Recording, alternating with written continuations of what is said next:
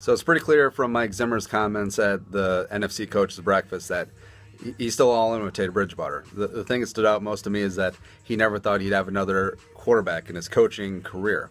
Now that makes things a little bit awkward. And if I'm Sam Bradford, I never. If I'm Sam Bradford, I never really felt like the team bought into me. This is still Teddy's team. You see how some of the teammates react with Teddy Bridgewater as opposed to Sam Bradford. And yeah, you don't have to be the rah-rah most popular guy in the room to be a leader. We see that with Joe Flacco. We see that with other quarterbacks as well. But man, Bradford always seems like an outsider. Just look at the Donut Club pictures where he's just sitting there in the corner like a jabroni. Yeah, here. So if I'm Sam Bradford and I'm seeing the ridiculous money being thrown around at Mike Glennon, I'm like, bro, even though I was the last quarterback to cash in before the rookie wage scale, Daddy's going to cash in again.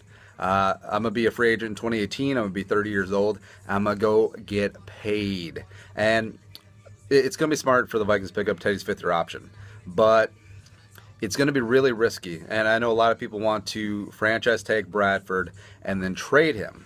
And it worked out when Matt Castle had that big year in New England, mainly because they were able to tag him even with Brady on the books because they already had a trade partner in place in Kansas City.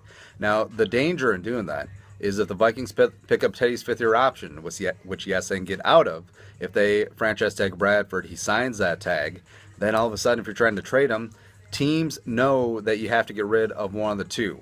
And maybe they're not apt to trade for Bradford. Maybe they're fine picking up Teddy in free agency, which is very possible. If you have to cut Teddy, keep Bradford, or you cut Bradford and keep Teddy, it's a really dicey situation.